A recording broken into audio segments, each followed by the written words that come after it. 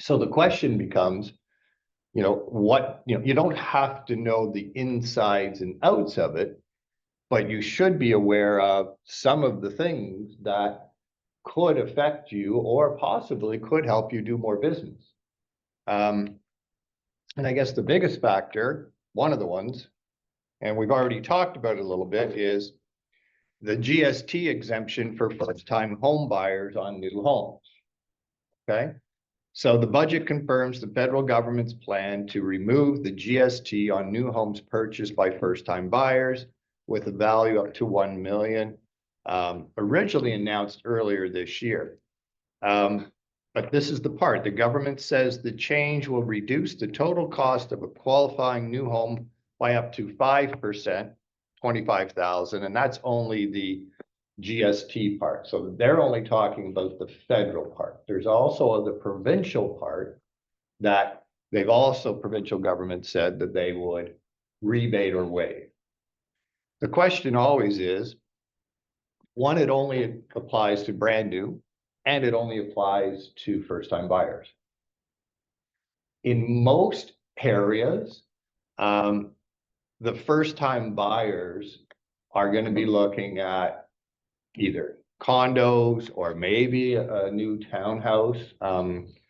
In certain communities, there may be a builder that's building, a new semis, things like that in some of the smaller communities. But a lot of the builders I've talked with are going like, that's great that they put that in there, but the price of construction hasn't gone down. Right? The land cost that they are building on currently, they paid for that land 3-4 years ago. So that cost hasn't been diminished. So is this going to have an immediate impact? I don't see it having an immediate impact. The developers I talked with, they're saying, they need that extra money to be able to make the numbers work, just because of land costs, just because of the construction cost. So yes, this is a program that, the government's saying it might help to get a few of the buyers, but it's not going to be a huge wave, in my opinion. Okay. And there's going to be some very detailed guidelines that they're going to have to go through to be able to get those credits. So that's one aspect, though, that you do want to make sure that you understand a little bit of it. Okay. The one that is really intriguing, at least in my opinion, and because I'm really more familiar with it, and maybe some of you are, they've actually now put in formal launch of Build Canada Homes. Okay, so federally they had other programs, right? They had the Canada Builds, they had the other program, Housing Accelerator Fund, and federal land initiatives. So they had programs in place, but they were all individual. So what they've done, they've now taken some of these programs and they've now formed what's called the Build Canada Homes. And it's basically an initiative in the budget, though it represents more a structural shift than a brand new program. It's backed by $13 billion over 5 years and establishes a single federal agency to coordinate housing delivery and financing across departments. So now, instead of going to 3 different areas, which is the typical government format, you start here and you finish there. Oh, you got to go over here now. Now you got to go over there. It's going to be one-stop shop. So that's a good thing. Under this program, they're actually going to have a lot more flexibility to finance projects over multiple years and attract private and institutional investment. The program also places new emphasis on modular and industrialized construction methods to reduce costs and timelines, in some cases up to 50%. It also means that there's going to be lower emissions because of all the constructions actually indoors. Anybody familiar with modular homes? The new type of construction. It's actually been around 4 years. But there's a lot of companies now that are doing it in design so that it can be multi-units. Anybody familiar with modular homes and how they're built and companies that do it? Matthew? A few trade shows where they display different models. Okay. I Who thought else I'd has throw comments? this out there. Quality Homes does modular homes. They actually offer tours for groups if they want to come through the plant to see how they're built. It's really cool. I did one years ago. It's quite eye-opening. Yeah, I actually know one of the principal owners of Quality Homes. And it is pretty cool. Now, what Quality Homes does is what most people are familiar with. It's the single detached property that is built indoors. Then it's actually completely, everything is built indoors. Cupboards are on the wall, plumbing fixtures are in, everything is there. They actually then take that house, and the way it's built is it's cut in half, put on slabs, on flatbeds, and moved to a property that then already has the foundation. They put it on the foundation, they seal it all up, and your house is done. Really neat program. And absolutely, it's a pretty cool thing to see if you're ever up in that area, you want to do a tour of Quality Homes. What the government is talking about here is construction in such a way that you could have a 5-plex ready to go in about 6 months, done, ready to be occupied. So the focus on the government is affordable housing. Okay, so affordable housing is federal government will have they'll have some properties that they may not be using. They may be taking back some other properties. They're talking about downsizing the footprint of the federal government. So a lot of their properties they're looking at turning into affordable housing. The issue is that when you go through zoning, when you go through, let's call it stick and brick build, it takes years to do that. Okay. And you may have heard this, and City of Toronto came out with it. Probably more familiar with what you've heard of laneway homes, where you can build a house on the back of a laneway in Toronto. And the City of Toronto actually came out and said, if you take one of our 8 designs, we can fast track that design, fast track that, approve it, and be able to build it faster. A lot of those laneway homes are actually now being built indoors and then being delivered. So with this actual program, it doesn't matter where you are in Ontario, okay? Because even in small communities, right? So if you're even in, I'll throw it out in Kathy's area. Kathy, how about Carlton Place, Smith Falls, places like that where land is probably going to be a bit cheaper.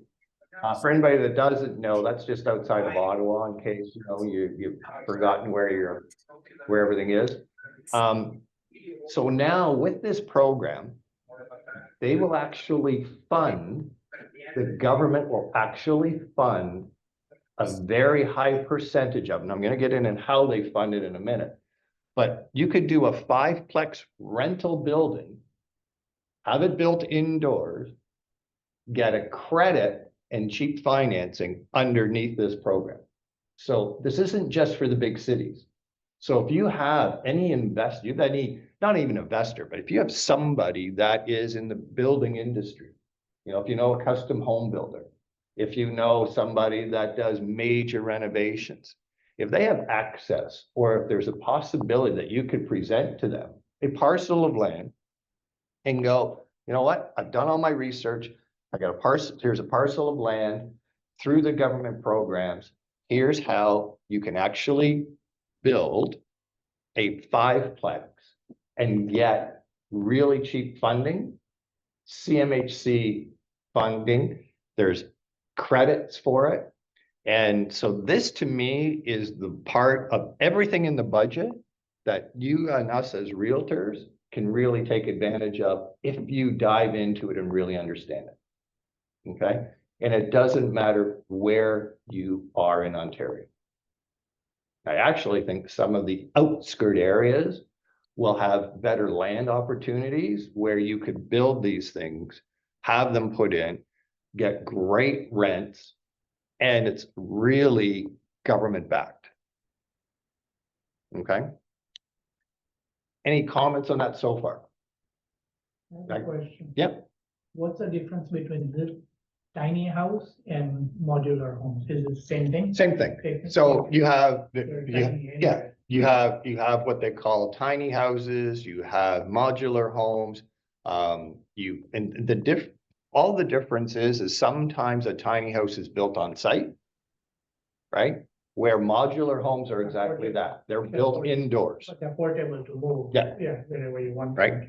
So this is something that a lot of the government agencies, a lot of developers now are looking at doing, where they are looking at establishing these particular, this is where the federal government's going. They're looking at federal lands that they're not going to be using to turn into and have these modular homes done, built on slab. They can be put on a basement, but a lot of times they're not.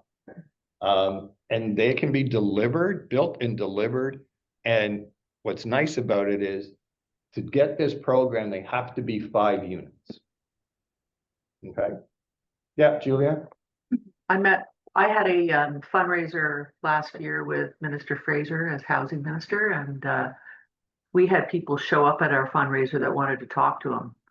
And one man actually does modular builds up, and he does 8-story buildings. If you can imagine that, I wonder if, and I know that he met with the government because he had a proposal for them, and they met afterwards, of course, on government time. But it's really incredible what they can do inside like an airport hangar. Yeah. The man was, I'll send you I'll actually send you the deck if I find it, if you want to see it. But it's, he's from Muskoka, and I think they build around Guelph. So I have the opportunity, actually, I had the opportunity. Thank you for sending that off.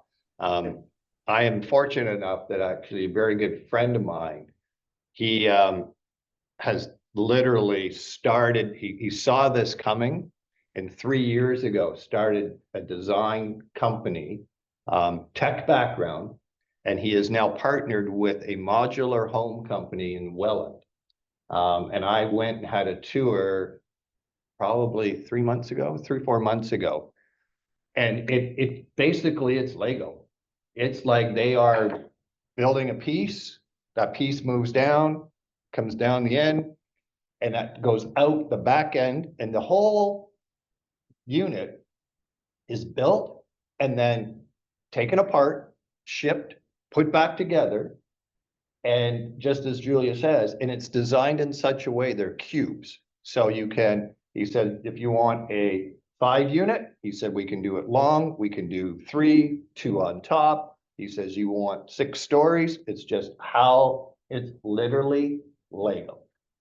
And the interesting part is that he, for his laneway houses, he says, we can actually do a laneway house. And he said, with these new government incentives, they actually come out with a program where if somebody owns the property, okay, so in Toronto or anywhere, if you have a laneway house or be able to do a backyard suite, okay? With the backyard suites or laneway house, the one issue that everybody has to understand is it has to use the same services. So it has to be the same sewage, same water, which means that you cannot put a house, let's say, in the back of your laneway and then try to sever it off as a separate unit and sell it. But you can put it there, rent it out, And what's interesting is now with these government programs, and one of the government programs for the laneway is they give you a grant of $80,000. Well, that $80,000 covers the down payment. So now companies like him, and he's gonna put together a complete presentation for us. He says we could pretty well, if you come up with the right location, right laneway home, we could build it in their backyard for them, deliver it with no money down, and they pay it out over 35 years, and they pay it out from their rental.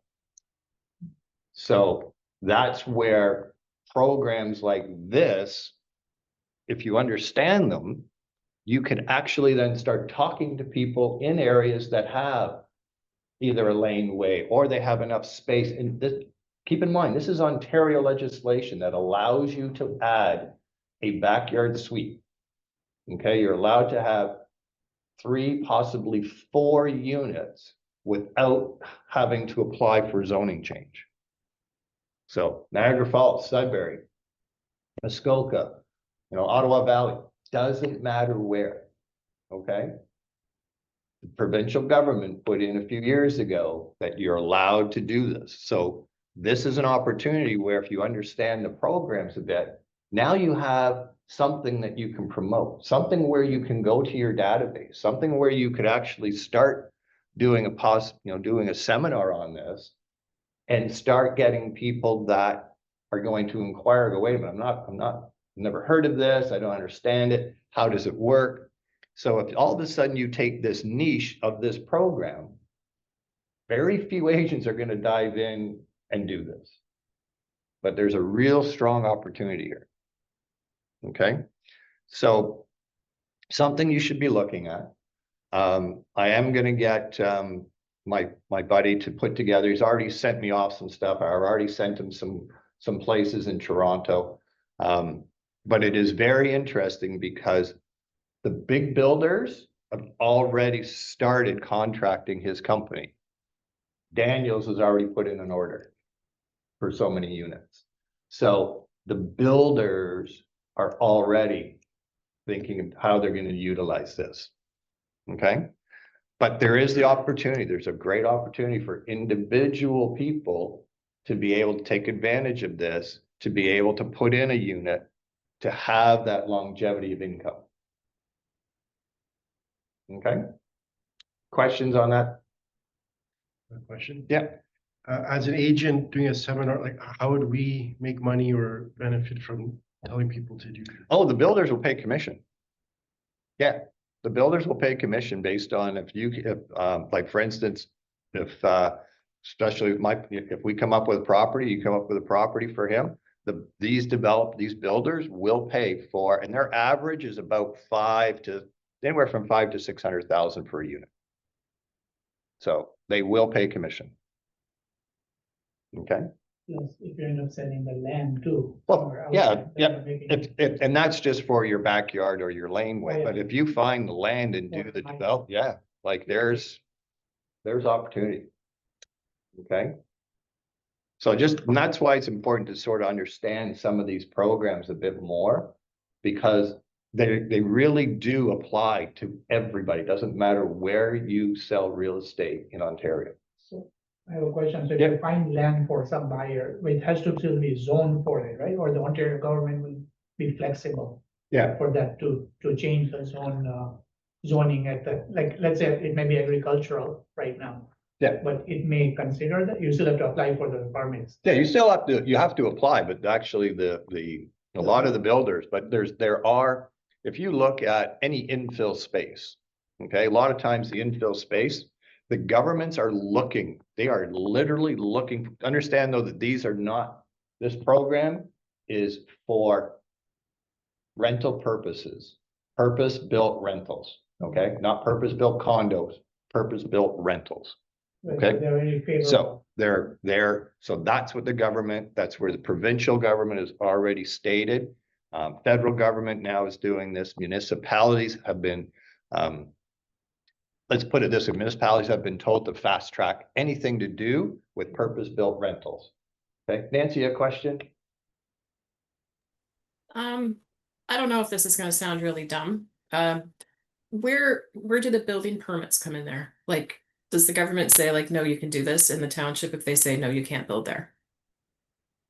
Well, that's just zoning, right? So the zoning part is looking at where you find a parcel of land that will, and again, that's why the infill sites are so much better, because usually with infill sites, there's way more flexibility. Right now you can build 4, but the 4 doesn't get you the purpose. You need 5 to qualify for this purpose-built rental. Okay.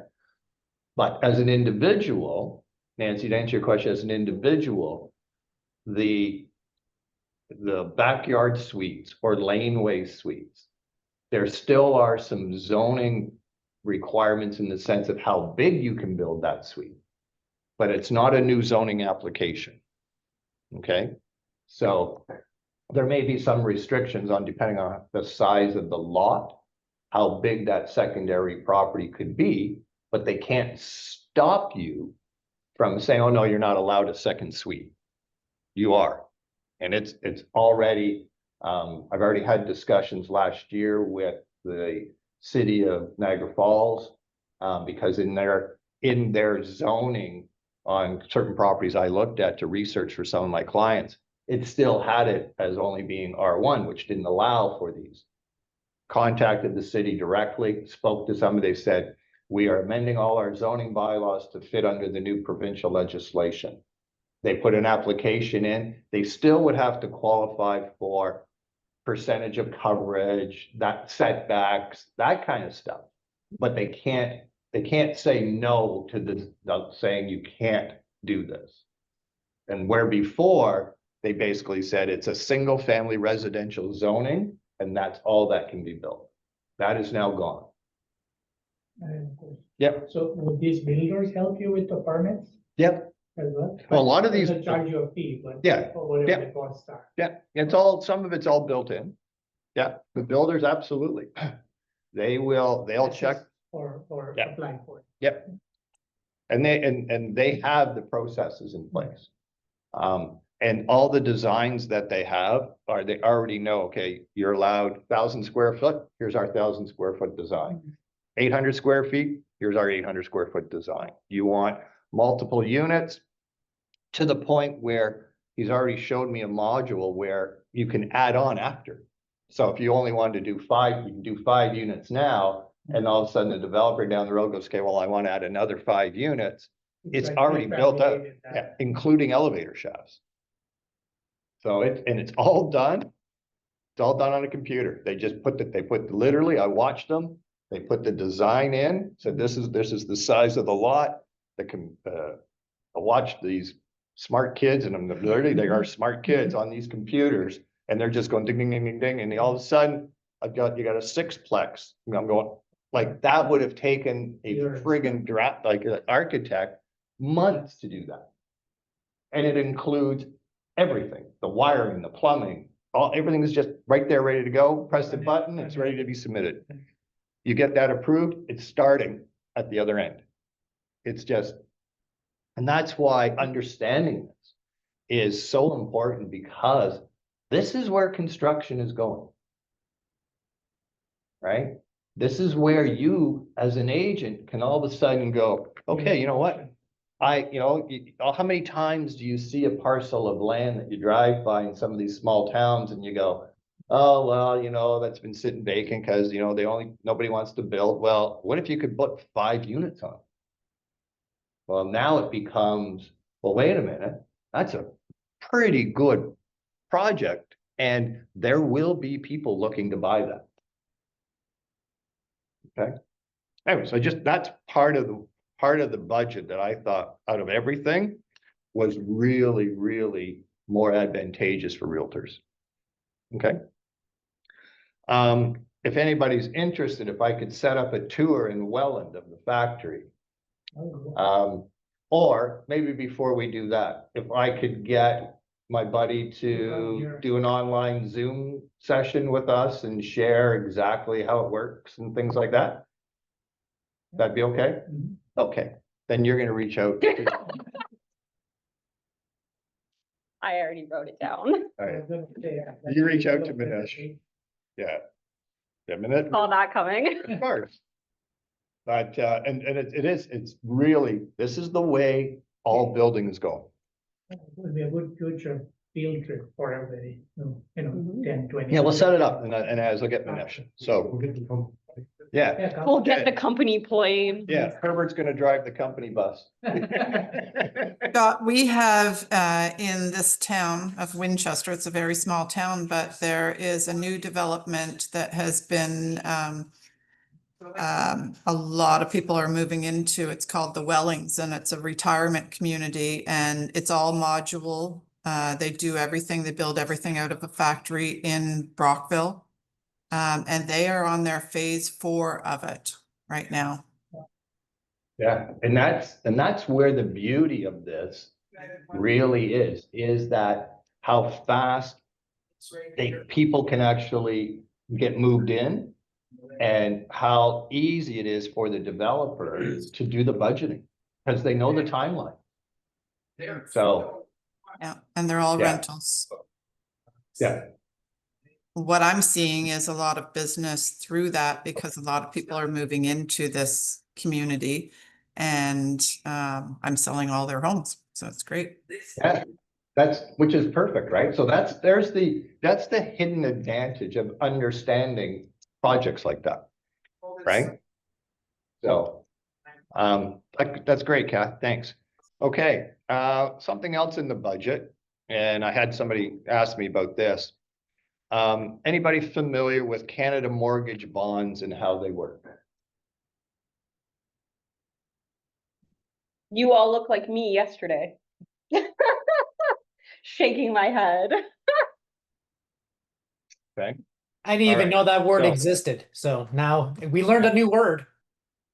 okay, so when you hear the government talking about how they're gonna fund all these builds, right? All these incentive projects, where do you think the money comes from? They don't just print it. Well, in some degree they do, but okay, well, then you're gonna understand. This is economics 101, federal government. Okay, here we go. So they're gonna increase the limit to $80 billion. Okay.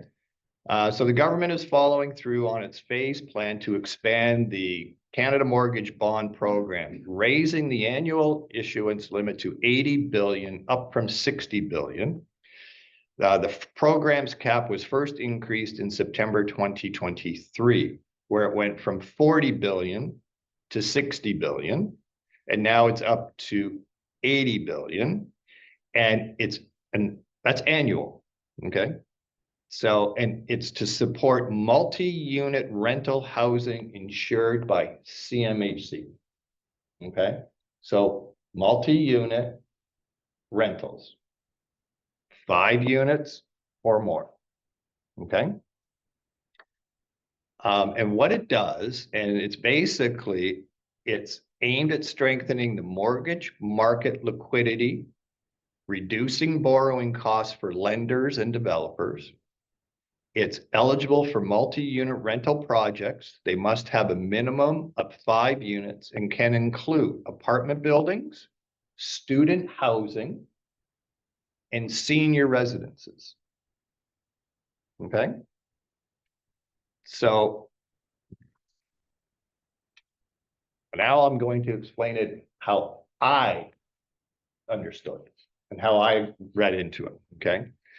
You hear about the bond market. Right, everybody says, why don't how are the 5-year term mortgage rates established? Well, they're established based on the bond. Why is the bond so important? The bond is important because it is guaranteed by the government. Okay, so let me go through this process so you understand it. And once you go through this, you'll understand. Okay, so it's a program to directly impact construction of rental housing. That's it. Okay. So here's how it works. The benefit It's lower cost, reliable financing for apartment construction. The primary benefit of the CMB limit is to provide lower cost and more stable financing for builders and developers of multi-unit buildings, apartment towers, student housing, senior residences. The number one benefit is lower borrowing costs. Okay, so lower interest rates. If you are a developer and you're trying to build out a rental unit and you're looking at your costs, the number one factor that can make or break it is the difference of even 1% interest rate on all the financing charges. Okay. I looked at one project with the builder and he said, if the rates drop by 1% from where we are projected to the time we actually get the money, it'll be an $18 million profit, additional profit. That's huge. Okay, so financing, development charges are the two biggest factors for developers.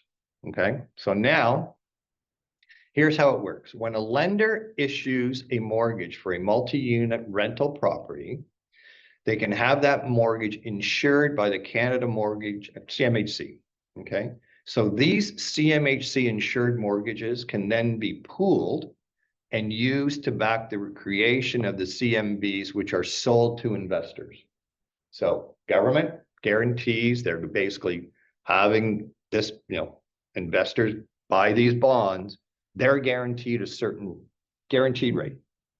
There is no risk, okay? They then pool all those together. Another arm takes those and says, okay, well, now let's increase that a little bit and lend that out to developers to build projects. Okay. So the advantage of the CMBs, they are backed by the full faith and credit of the government of Canada. So they are seen as an extremely low risk investment. So instead of just putting your money in the bank, well, you're going to get a little bit, but there's still a little bit of risk. This is no risk, very, very low. Unless the government goes bankrupt, you are guaranteed. Okay. This high level of security means investors are willing to accept a lower interest rate, which translates to a lower cost of funds for the banks and other financial institutions that issue the mortgages. Here's the direct benefit. This lower cost of funds is then passed on to developers and builders, often resulting in an interest rates that are 1 to 1.5% lower than the conventional commercial loans that they would otherwise be given. This reduction in financing costs is critical to making large multi-year construction projects financially viable. Just as I shared with the one project that, the builders I've been working with, they look at, that's a big line on their profit. Okay. It also, the extra capital, so the extra 20 billion is also because that's a new dedicated pool of low-cost capital for these CMHC insured rental mortgages. So this signals to lenders and developers that the funding is readily available, allowing them to start more projects. Developers can confidently greenlight new apartment projects knowing the low-cost financing is there. In addition to lower rates, CMHC insured loans are backed by this, basically by these bonds for a longer period of time. What do you think the amortization period is? Government backed. Guess is 40? Not far off. 50-year amortization. They can't get 50-year amortizations from a normal traditional construction financing. Okay. So the other issue is they also get higher loan to value ratios, so making the projects easier to finance. Okay. So just by increasing this, they've now made it so that builders can walk in, they can know that they're getting a interest rate directly from CMHC, so there's no question on, They're getting, in some cases, in some of these purpose-built rental buildings, CMHC is financing at 90%. You're not gonna get that from a traditional commercial lender, right? So this program, it's important to understand the bond, because what this does, this now ties into, all of a sudden you've got somebody that wants to do 5 units. That person then can go, okay, we're gonna do 5 units. They contact CMHC program people and they look at their project and go, okay, we'll approve your 5 units. We'll give you 90% financing. We'll do it over a 50-year amortization at a 1 to 1.5% lower rate. What happens? It makes that project very feasible and a real long-term success. It also means that they can add in lower rental rates to make it work. That's how all this program works.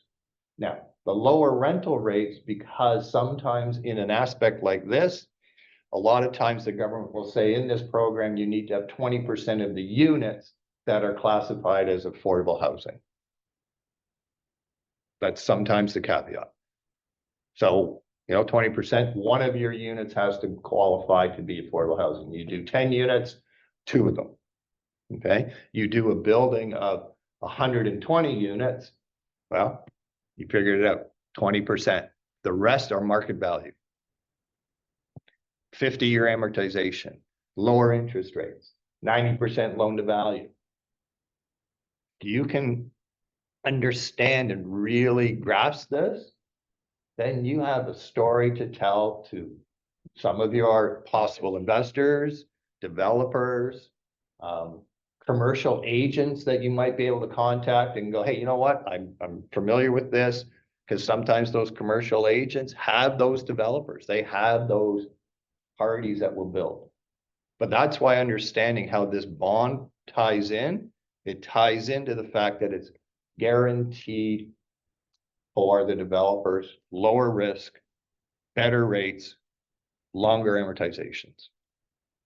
And the original investors that put the money in, they're going, well, we don't have to take the risk with the developer. We're just going to put our money in with the government. And they're still going to get anywhere from, 1.5% to 2.5%. Okay. So how does this tie in with our 5-year term as a residential rate? So this does nothing to do with residential. This is strictly purpose-built rental units, minimum of 5 units. Okay. But it really means that you may be, again, you may have clients of yours that are sitting on a parcel and going, I don't know what to do with it. Well, maybe it could be purpose-built. Okay. And then you tie in with one of these prefab modular designs because they're getting the grants too. So it really is, if you look long-term and can sort of pool yourself around people that understand this, there's opportunities. There's opportunities to be able to build places that you can look at, as Kathy was mentioning, some of them are using it as, okay, purpose-built rentals, we rent them out. Well, now you've got developments that are like that. Okay. Questions on that? Does that clarify a little bit on how this government-backed Canada Mortgage Bond works? Okay. What else? I mean, really in the budget, those were sort of directly the things that I saw that as a realtor really would impact possibility of doing some transactions or being able to have conversations anyways on how you could utilize what's in there to move forward with, possibility of discussions.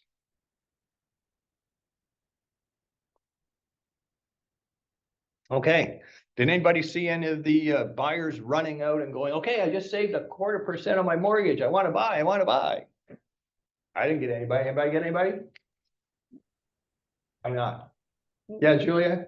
I don't know if I saw anybody saying that specifically, but the difference in my open house on Sunday and from previous Sundays was quite a bit better. Quite a bit better. Like from 2 couples coming through to a dozen groups. Wow. Okay. So that it? Was it the quarter Yeah. point? Has them curious?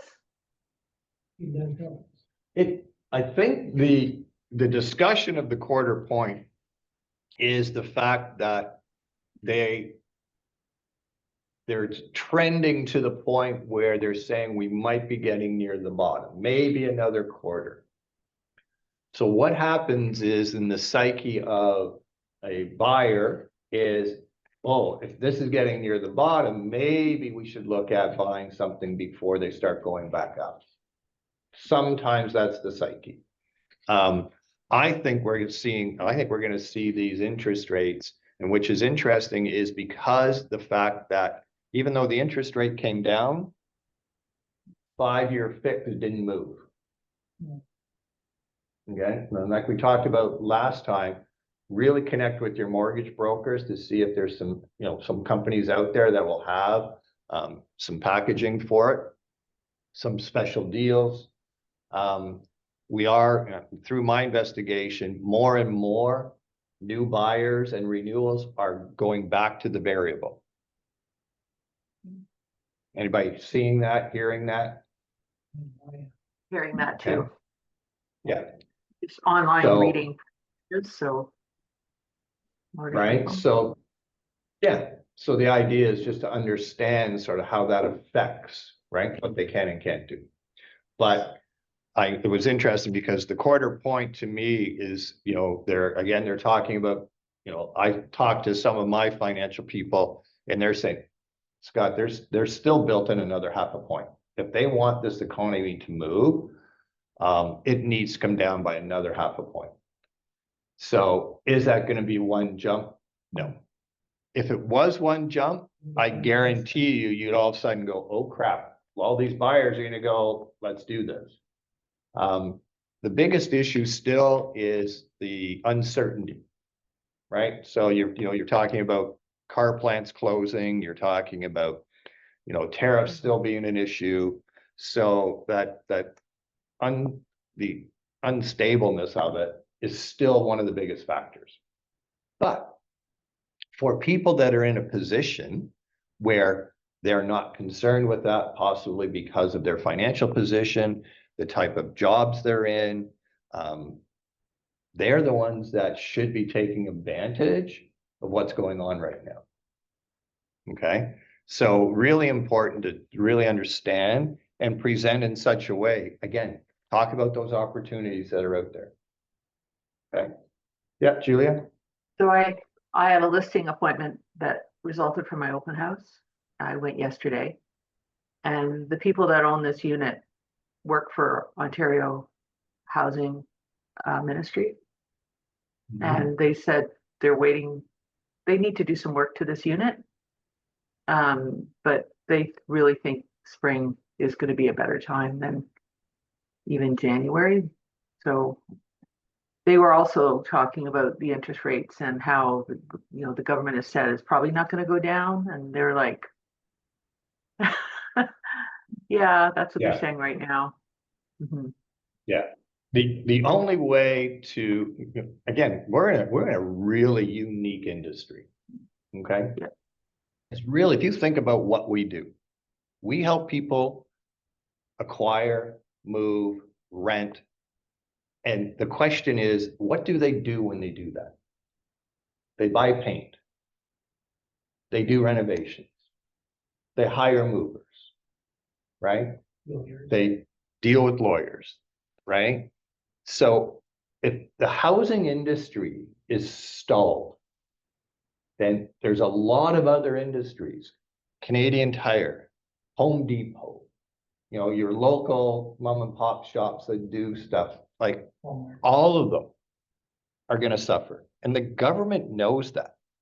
So if you think they're not going to find a way of stimulating this industry, right now they're so afraid of inflation just driving it so far out of whack that we would never recover, they jumped the interest rates up, my opinion, way too fast. They didn't let the market wash through when they did interest rates. Based on previous, years ago and what I saw it. So now it's taking longer.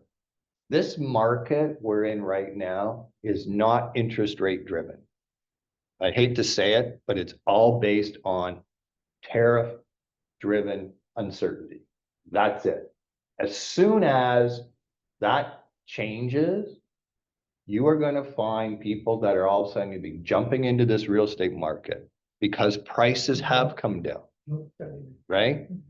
They get job stability. Like right now, the condo market in Toronto and in certain other areas too, the condo market is such a great opportunity.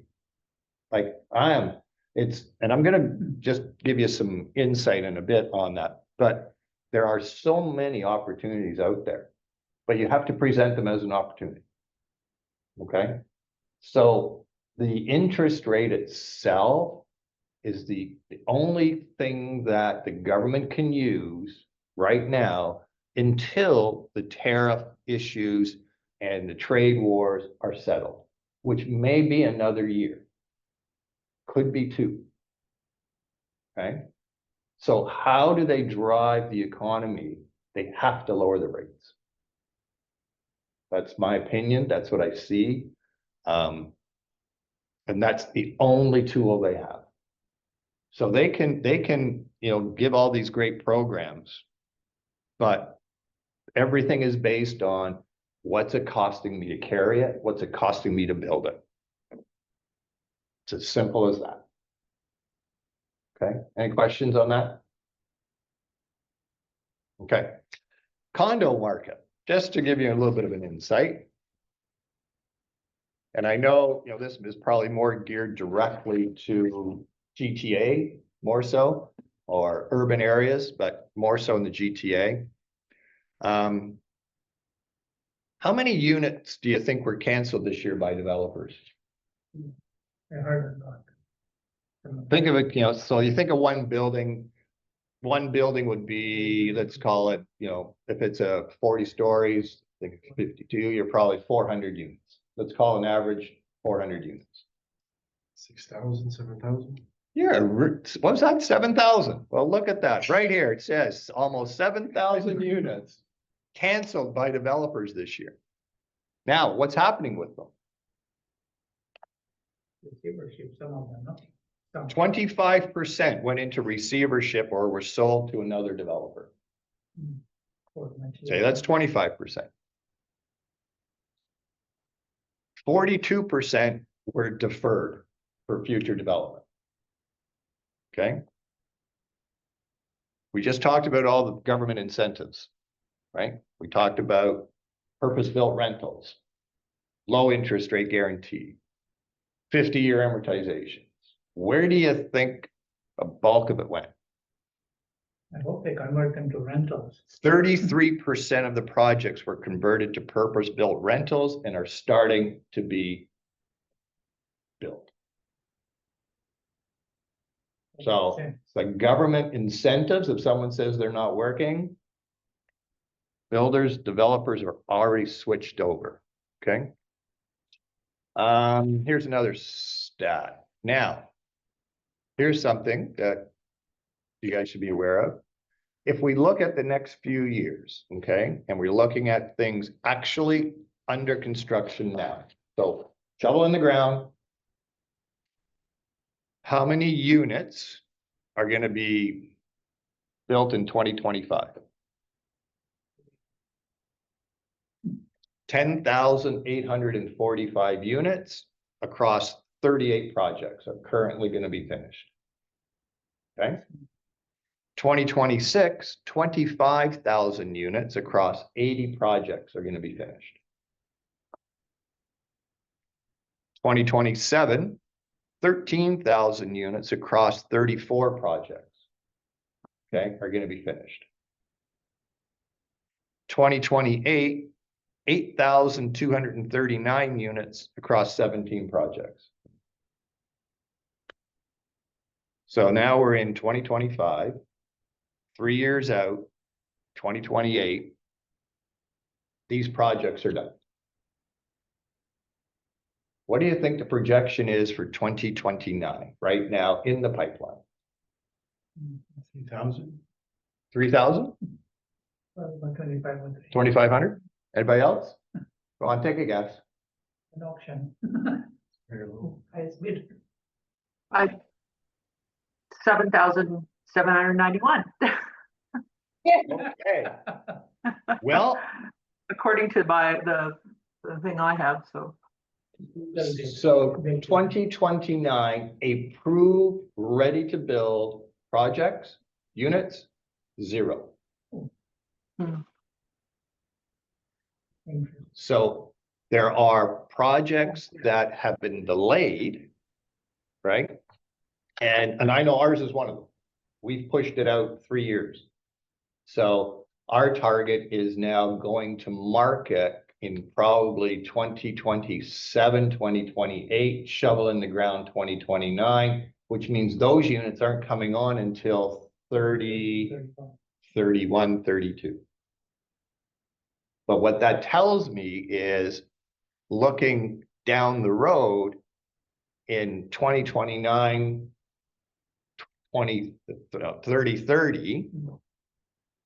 there's not going to be a lot of ready to move into brand new condos. So if you're a condo buyer, the next few years is the time to buy. Currently right now, you can buy resale condo units. We're seeing some that are $600-700 a square foot. Okay, and some less depending on if it's an older building, larger square footage. Okay, builders right now, okay, their cost to build is $1,100 a square foot. Yeah, like in some areas. So right now, the challenge is for these projects is where they were selling them for $1,400, $1,600 a square foot. Well, they were building them for $1,100, $1,200 a square foot. Well, that's not happening now. So you have to scrap those projects. How do you bring those projects back? Well, you have to wait for government incentives. You have to either look at converting them to rental purpose built, or you've got to wait till the market changes to where there's a demand again. Well, if the builders can't build, and I know our builder, he says, if we can get it down to where we can build for $800 a square foot, and we could sell at $900 a square foot, yeah, it's not a huge margin, but all they're looking at is 12 to 15% profit. In their cost per square foot, they've got management fees, they've got other fees that build into their bottom line. Okay. But at $900 a square foot, if they could sell new, well, the issue is right now you can buy brand new from people that are just closing or can't close assignment sales for less than that. So that has to all wash through. So where I'm going with this is, yeah, the condo market right now, everybody says it's dead, but there are, again, amazing opportunities out there for places. Okay. So don't forget about the condo market, because 5 years from now, 5 years will go by pretty fast. Okay. 5 years from now, you're going to have people that go, oh crap, I wish I would have bought a few years ago. I wish I would have bought when the market was soft. Okay, so don't forget about that. Okay. Before I go on to the next thing, Nancy actually brought up, she sent me something that was actually, I've come across this myself. Nancy, you want to explain it or do you want me to? Me? Okay. All right. So situation is, you're going to sell, you get somebody to call you in, going to sell a house. What do? We search title, right? We look to see who the owners are. The issue is that sometimes what actually happens is you get into a situation where the actual parcel when they bought it was never registered properly. Or situation where somebody was on title, was never removed properly. So now you have the challenge when you come to the closing date and they start doing all their title searches and go, oh crap. What's going on here? So one of the things that Nancy mentioned, and that it's probably not a bad idea actually, and a great service. If you have a transaction that you're representing the buyers move in, we all have access to the registry. Usually within 21 to 30 days after closing, the title will be registered. Okay. Do yourselves, it's a great idea. Do yourselves a favor. Do that search for your clients and say, hey, just want to let you know, I just went into the registry office, went in, just wanted to let you know everything has been registered properly. And just another service that you provide. Okay. I came across a situation where, and what you see on title, okay, again, the deed will probably be proper, but it's just how it's registered and it needs to be addressed. One of the properties that I'm evaluating in another one in Thornbury, the Geo Warehouse has the right name, wrong address, wrong municipality, wrong legal description. And the house is literally 2 doors away from where they live. So, the issue there is, yeah, right name. But so now the lawyers are working on getting that. It's the deed is correct, but the registry office didn't register it properly. Right? So if we go to sell that, I know the first questions you're going to get as the realtor is, well, I looked on Geo Warehouse and that's not the right description. That's not the right information. So when you have a deal close, a month or two away, just don't do a title search. Make sure, and if you come across anything, how much of a hero are you going to be when you point out to your clients, hey, you may want to just get your lawyer to recheck this. It just doesn't seem to be registered properly, or the registry office. Okay. Is that, Nancy, was that sort of the gist of it? Yeah, definitely. Because I mean, the situation at hand, as I explained, was somebody trying to sell their house and one of the parcels wasn't transferred properly, and the person that is on title is deceased. And the lawyer that did it in 2008 is no longer in business. So I don't know how they're going to transfer the title. Yeah. Well, I had one, and I can tell you, it wasn't that long ago. I sold a condo to, it was a good friend of mine, longtime client, one of his first properties, and it was a condo in the GTA, okay, on Legion Road. So we're not like basically in Toronto, and it's not that old a building. Sold it. My buyer, they went to do the closing, and the title search, his lawyer picked up on it and said, who is this person that owns 1%?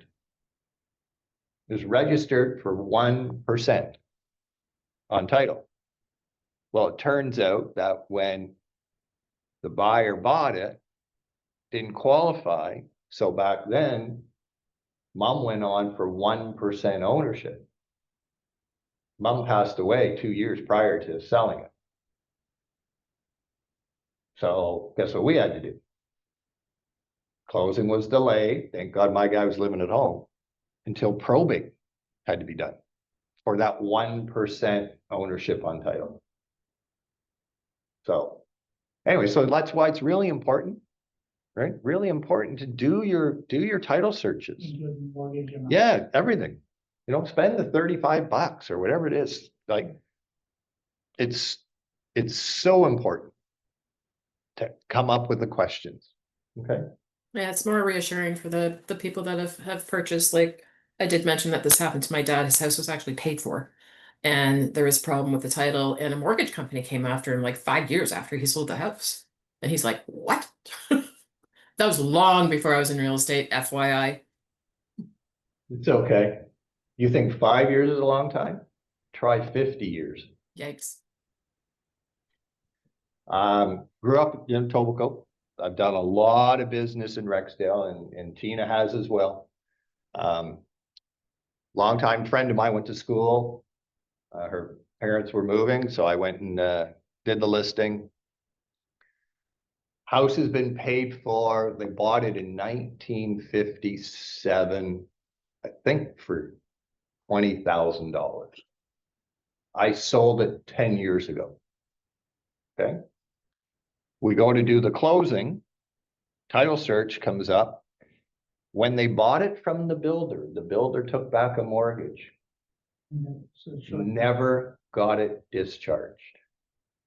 So it still showed up on the registry as a mortgage due.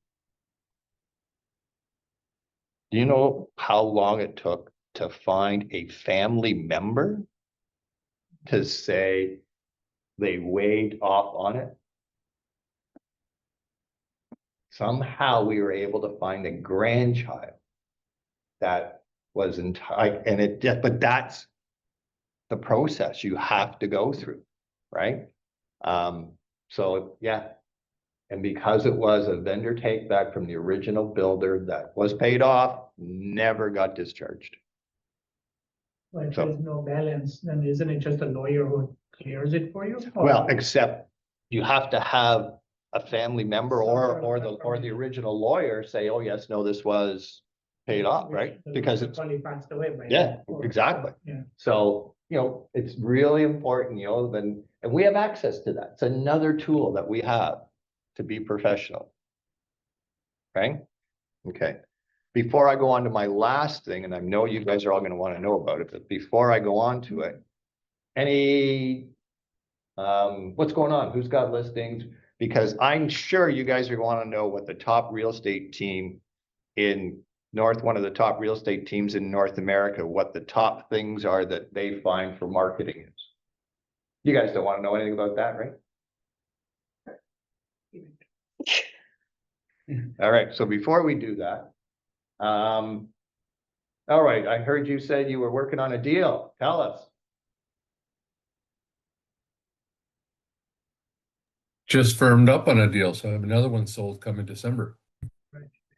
Excellent. What'd you sell? A waterfront property out in Trent River, which I've never been to in my life, and I'm glad it's going to be done because it's a long hike. I Where's left Trent yesterday morning before the sun was up to get the home inspection for 9 o'clock. Trent River. You're not talking way out. Are you talking out towards Belleville area? Are you? I'm going talking, north? it was a little bit east of Peterborough. Yeah, It's okay, way out in Clarence's backyard. okay. Anywhere near Sterling? I have no idea. Didn't look that close at the Trent, map. I just okay. looked how long it take Trenton? to get me there. Trent, yeah, okay, cool. That's great. Well done. Anybody else? Who Yeah. else has got some or did some? New listings. Anybody got new listings you want to talk about? I don't know, I've got one that's supposed to firm by Monday. But I don't know. Same stuff. Oh, all right. Well, anyone looking Well- for a 1+10 in the city in the fours that needs a full reno? I have one of those. Where? Where? In where my listing is, my current listing is at King and Bathurst. It's Does it in have the parking? 800. It has parking, it's over 800 square feet, has a solarium, and it overlooks the pool, needs to be Okay. renoed. If it's in the building, does that mean it doesn't have in-suite laundry? Correct. Oh, no, okay. But, it's really interesting that the in-suite laundry issue has been hitting us hard on this one, but, the washer and dryer have a card and you can use any laundry on the floor. But if you're looking for a machine, there's an app to tell you which machines in the building are empty. It's kind of nice. Wow. Is the condo at all allowing infrastructure to, no, they're not, okay. No, Even though it's on the panel in my electrical panel, Yeah. it actually has slots for washer and dryer, but I think they decided that it, insurance is better. Yeah. Plumbing issues, yeah. It's a Okay, 40-plus-year-old building, so get used to it. yeah, Yeah, I have another Well, one that is down on Scatting Court that I'll probably put on the market in the spring, but it's a pretty low price per square foot, also a very old building. So it'll be in the And probably that's- mid-fives. so the unit that you have right now, Juliet, Mhm. 2021, early 2022, what would it would have sold for? When Peak. she bought it, she paid $730 for it. That was just over 5 years ago, so right there. And Right, yeah. she completely renovated it. And I've got it listed at $759, so she's taking kind of a loss on it, but that's in the early 700s per square foot with parking. I mean, 1,041 square feet is an amazing unit. Wow, Kitchens, she opened up the kitchen, she did the floors, she scraped up the ceilings. She took down the divider between the solarium and the living room. Bathrooms are done, closets were updated. Like there's just really nothing she didn't do. So good, okay. Okay, nothing else? Okay, well, I don't know if any of you heard of a guy by the name of Rob Golfi. So let me share some insight. So I've known Rob a long time.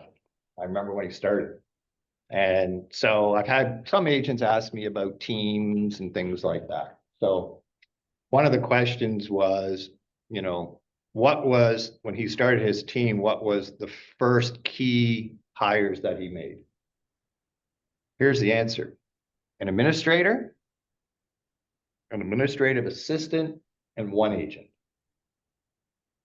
Okay, so if you're looking at doing a team down the road, solid administrative support was the foundation. It freed me to focus on listings, marketing, and growth. The second agent immediately expanded our ability to handle more clients and maintain quality service. You are the licensed realtor.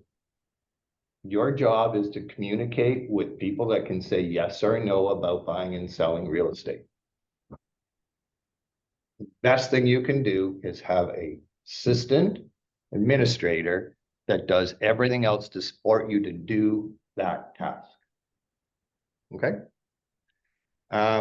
What are the top lead sources do you think his team does? Where do all their leads come from?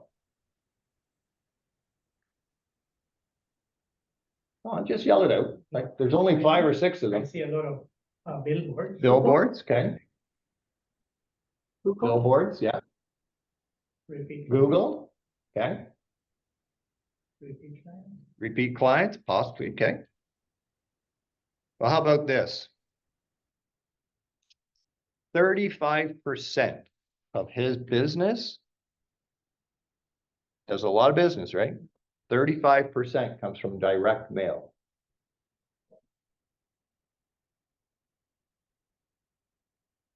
And I've heard many of you say, mail doesn't work. I can tell you, when it does get delivered, it works, okay? I know my newsletters, I still do them. And so do not forget about direct mail, okay? 30% comes from pay-per-click. 20% comes from his radio and outdoor advertising. 10% comes from his SEO and website, and 5% comes from community events. But the part that really got me, direct mail. Okay, so don't forget about that. What they've discovered is each channel, so each channel they use plays a role. Pay-per-click delivers volume. Direct mail drives listing appointments, and radio and outdoor builds the brand. Okay?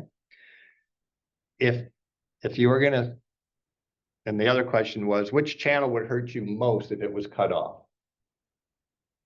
The radio and outdoor advertising, because it builds brand trust, okay? And the other channels, the community, top of mind awareness, everything is supported by that brand awareness. And the reason you're seeing that, you know, Nancy's not really showing, she's jumping up and down, going out and cleaning off her billboards right now, because that's what it is. It's brand recognition, okay? So I thought that was quite interesting to see. And so I always get this question: what do top earners do differently? And we've talked about this, but this is coming right from one that does it very, very well, has 65 agents that work for him, okay? His answer is they follow up relentlessly and stay in touch long after the closing. Follow-up is everything. The best agents never stop nurturing their database, okay? They build lifetime relationships, okay? What is, if everything else, what is the marketing hill that you never would get rid of? And he said, it's my billboards. They build credibility and brand recognition like nothing else. And the other question was, why do agents fail? Because they stop working. They're lazy, That. right? And the reason why agents are successful under a team, one is it because they have either a really good team leader, but what the teams do, and hopefully we've tried to support you guys here as a sort of our company team, is accountability, training, and culture. That's it. But the accountability part is so important, because everybody needs to be accountable to make sure you get to, you're doing all the steps, right? Herbert and I just interviewed 3 guys from, and 2 brothers and a cousin that are out right at home, been there a long time. Well, market shifted and they had wanted some accountability from them, from where they are. And they got, no, we don't do that. You're an entrepreneur, you're individual. You got to figure it out. That's your responsibility. Accountability, tracking what you do, and it could be self-accountable. It's so important in this industry to make sure, you hear us talk about it, your daily tasks, your weekly tasks, working, nurturing your database, okay? You're all really good at it, but you just got to keep doing it. And that's where the top agents are. And that's coming from one guy that really knows what's going on out there and really understands how this industry works. Okay, so wanted to share that with you because it is so important that you really got to, daily, weekly tasks are going to make you successful. Coming up with other niches that you can promote, such as the incentives from the budget, knowing that, doing title searches, being the professional.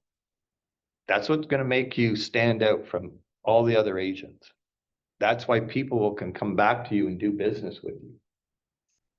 So just keep doing what you're doing. Just make sure you're doing it. Okay, don't stop. Oh, I've just been reminded we have our holiday luncheon on Wednesday, November 26th. Where and when? What time? You didn't put any of that down there. Oh, no. It is for anyone that's been previously. We are headed back to Solstice. Starting at noon. We welcome everybody to join us for our holiday luncheon. Anyone that was there last year, you participated in a very fun game. This year, we're switching it up. New game this year. And I will say the game kind of relies on you RSVPing. So we're going to be sending out those RSVP links later today. And family more than welcome to come. Just make sure you RSVP with them so we can account for them. But yeah, Okay, no? noon. Was that the 26th, you said? Yeah. Yes, that last Wednesday in November. Okay. Any final thoughts before we sign off? No? Well, thank you today. Appreciate everybody's input and being here. Don't forget, get out there and communicate. Okay. See everybody soon. Thank you. Bye, thank you.